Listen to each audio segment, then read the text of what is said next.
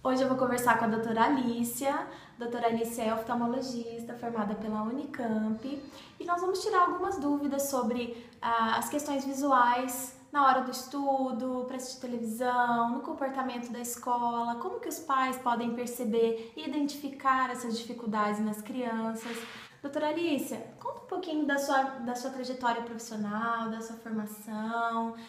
Doutora Alicia tem até títulos internacionais. Eu me formei pela Universidade Federal de Juiz de Fora e fiz a especialização em oftalmologia na Unicamp, e lá eu fiquei mais um pouquinho para fazer a especialização em retina. Trabalho no consultório com crianças e adultos, e hoje nós estamos aqui para esclarecer algumas dúvidas em relação à visão das crianças.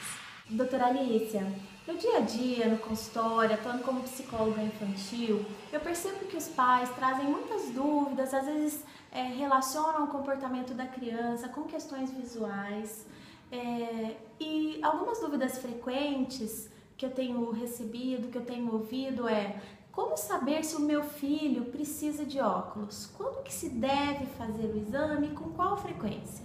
Essa é uma dúvida muito importante. Desde que a criança nasce, a gente tem uma preocupação com a visão.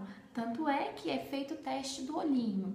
É obrigatório hoje e é realizado em algumas cidades. No próprio berçário ou em outros casos vai no consultório oftalmológico. Então, a primeira visita com o oftalmologista geralmente é quando a criança nasce, para a gente ver se todas as estruturas físicas estão íntegras e boas o suficiente para a criança aprender a visão, porque a criança não nasce enxergando, ela começa a desenvolver a visão conforme ela vai crescendo. Aos 2 anos, a gente pode falar que a criança tem uma visão equivalente à do adulto. Mas essa visão só vai ficar firme e realmente estabelecida aos 6, 7 anos de vida. E já dá para saber, logo no nascimento ou a partir dos 2 anos, que é quando essa visão começa a se estruturar melhor, se a criança vai necessitar usar óculos? O exame da criança é um pouquinho diferente do exame do adulto. Porque a criança, às vezes, não tem como informar pra gente exatamente o que ela tá vendo. Então, a gente precisa fazer um exame um pouco mais objetivo. E esse exame, então, que é feito na criança, em vista que a criança ainda não se comunica, é feito através de um aparelho específico para avaliar a visão da criança. Isso. A gente usa um aparelho pra gente ver o grau do olho da criança. Então, muitas vezes, não é aquele meio grau a mais, meio grau a menos. A gente faz aquele grau exato do olho da criança e faz o óculos para ela quando ela precisa. Por isso que a gente consegue ver, sabe aquelas crianças que às vezes têm vontade de usar óculos, né? Às vezes tentam forçar um pouquinho o que não estão enxergando, a gente consegue perceber. Então, essa preocupação em relação a estar com a visão ruim e não ser, na verdade, algo muito fidedigno, a gente consegue detectar no exame e para a criança sair com um grau bem certinho. Isso é uma questão também bastante frequente, porque os pais também me questionam muito essa questão, será que ele mentiu na hora do exame? Será que, né, porque assim, tem a moda, quer usar o óculos, né, porque o amigo usa. Então, é possível identificar se a criança está simulando ou não. É possível identificar. Ótimo. Uma dúvida bastante frequente também, doutora Alicia, é se ler através do tablet, através do celular, ficar muito tempo jogando, assistir televisão muito próximo, ou seja, hoje em dia com a tecnologia, né, aí muito presente na rotina das crianças, como é que nós podemos identificar se esse uso excessivo pode prejudicar a visão da criança? A criança que tem um comportamento de assistir a televisão muito próximo, a dúvida além de saber se prejudica ou não a visão da criança, é se o fato da criança já assistir a televisão muito próximo já é indício de que tem alguma coisa aí que precisa ser investigada. Exatamente. A televisão é uma fonte de luz, não causa prejuízo à visão, mas quando a criança fica muito perto, chama atenção. A gente tem que prestar atenção porque pode ser um comportamento que um hábito que ela adquiriu e de estar ali ou pode ser uma alteração oftalmológica.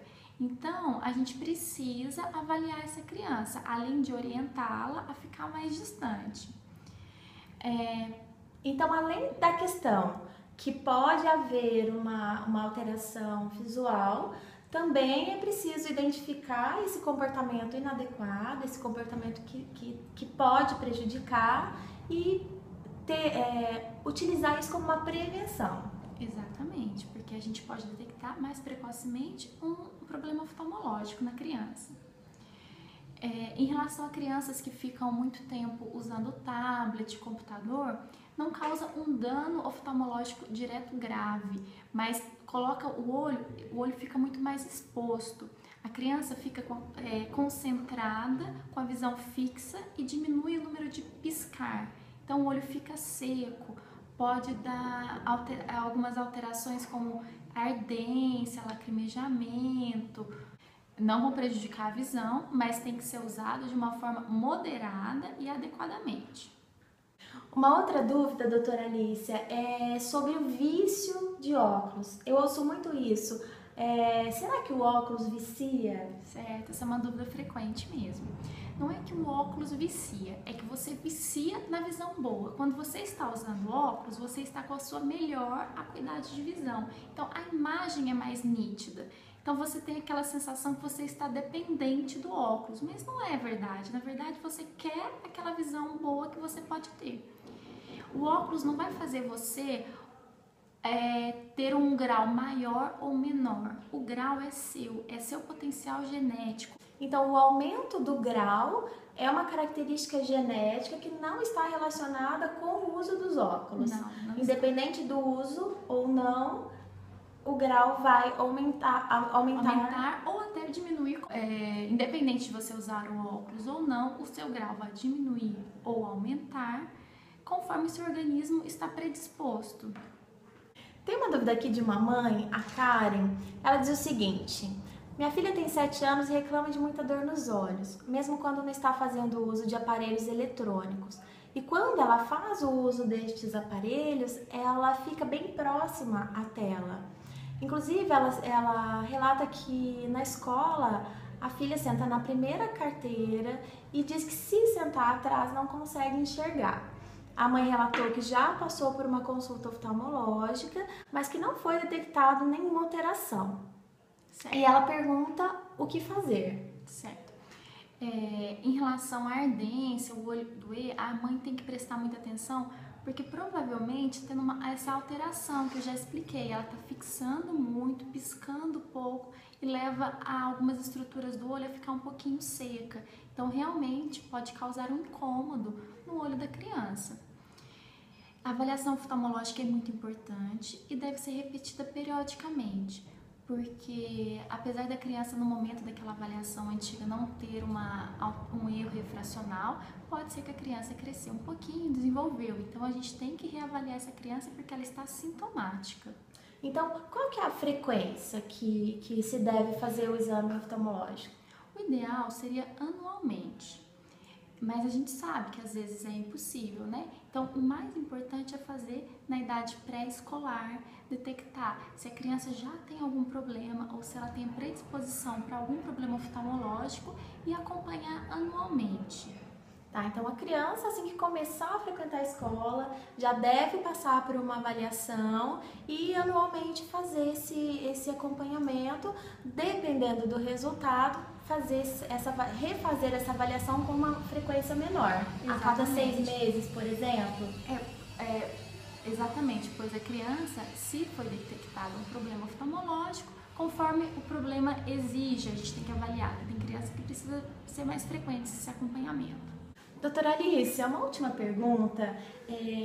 Como é que os pais, os responsáveis, a família, até os professores e profissionais que estão diretamente ligados às crianças, como que eles podem identificar sinais de que alguma coisa não vai legal com a visão? Isso. Eles têm que prestar atenção na forma que a criança está escrevendo, está chegando muito perto, na forma que ela está olhando a lousa, a televisão, pois esses são pequenos indícios que pode estar acontecendo alguma coisa errada. Outro problema oftalmológico de crianças muito comum é a conjuntivite alérgica, aquele olhinho vermelho que fica coçando o tempo inteiro. Às vezes a criança tem um olhinho vermelho que os pais acham que é só aquele olhinho vermelho da criança, mas é importante passar uma avaliação oftalmológica porque pode ser um problema que tem a solução, que dá para deixar a criança mais confortável. Isso é bastante interessante, doutora. Eu gostaria de saber a conjuntivite alérgica, a diferença da conjuntivite alérgica e da conjuntivite viral. Certo. A conjuntivite alérgica é uma conjuntivite que é sazonal, ou seja, ela ocorre quando a criança está exposta aos alérgenos que vão desencadear essa reação, esse olho vermelho, prurido, sai secreção, sai lágrima. Agora, a conjuntivite viral não é um problema que nasceu com a criança, é um problema que ela entrou em contato com o vírus e causou uma doença no olho, que vai ficar momentaneamente ardendo, com secreção, lacrimejando.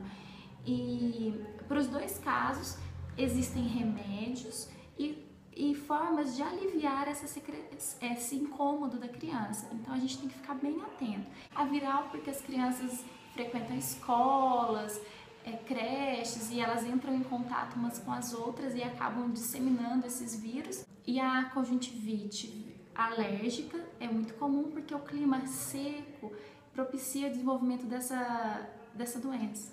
Tá, isso que eu ia perguntar, que é uma dúvida também bastante frequente, se a conjuntivite alérgica é contagiosa como a conjuntivite viral. Certo, isso é uma pergunta muito importante, porque a conjuntivite alérgica, apesar de deixar o olhinho da criança vermelho, ardendo, ela não pega, não contagia outra criança. Então, essa criança pode frequentar normalmente a escola, a creche. Só tem que tomar o cuidado de, apesar de estar indo na escola, a criança continuar usando a medicação para ela se sentir mais confortável. Doutora Alice, eu queria agradecer muito a sua entrevista, essa parceria. Tenho certeza que muitas dúvidas que são bastante frequentes foram esclarecidas. Eu que agradeço, espero que eu tenha contribuído um pouquinho para esclarecer as dúvidas das mães e dos responsáveis pelas crianças, e estamos sempre às ordens. Espero que você tenha gostado do vídeo. Se conhece alguém que tem as mesmas dúvidas, que tem dúvidas parecidas, curta, compartilha e até a próxima.